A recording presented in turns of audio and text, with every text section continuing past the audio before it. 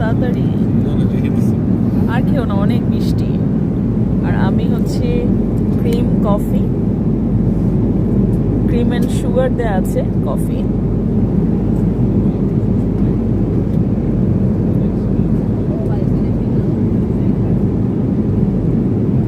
এটা হচ্ছে হারুনের কফি। তো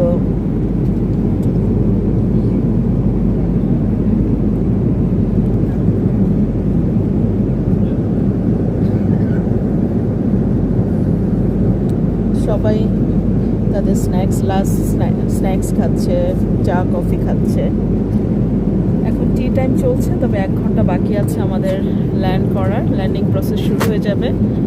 সো এটা লাস্ট স্ন্যাক্স ছিল আমাদের সিয়াটল পর্যন্ত পৌঁছাতে ডেল্টা এয়ারলাইন্সে।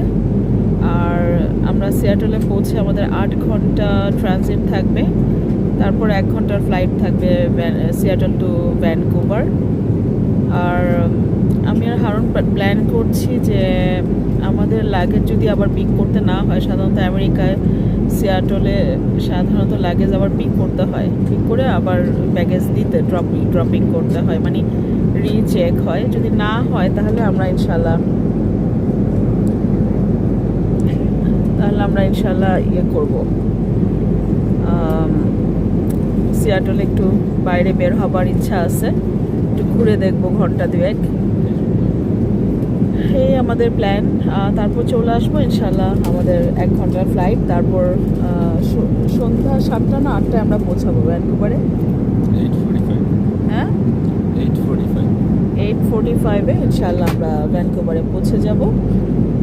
আমাদের বাচ্চারা এয়ারপোর্টে আসবে না, কারণ আমার সামিনের পরীক্ষা, ওর এক্সাম চলছে, কঠিন এক্সাম। তো ইনশাল্লাহ আশা করি রাত 10টার মধ্যে আমরা আমাদের বাসায়, আমাদের হোম সুইট হোমে পৌঁছে যাব আর বাচ্চাদের দেখতে পাবো ইনশাল্লাহ। আল্লাহ হাফেজ। সবাইকে ধন্যবাদ, আমাদের সাথেই থাকবেন। আমার এই পুরা লম্বা জার্নিটায় আমি প্রচুর ভিডিও ক্লিপ নিয়েছি ছোট ছোট।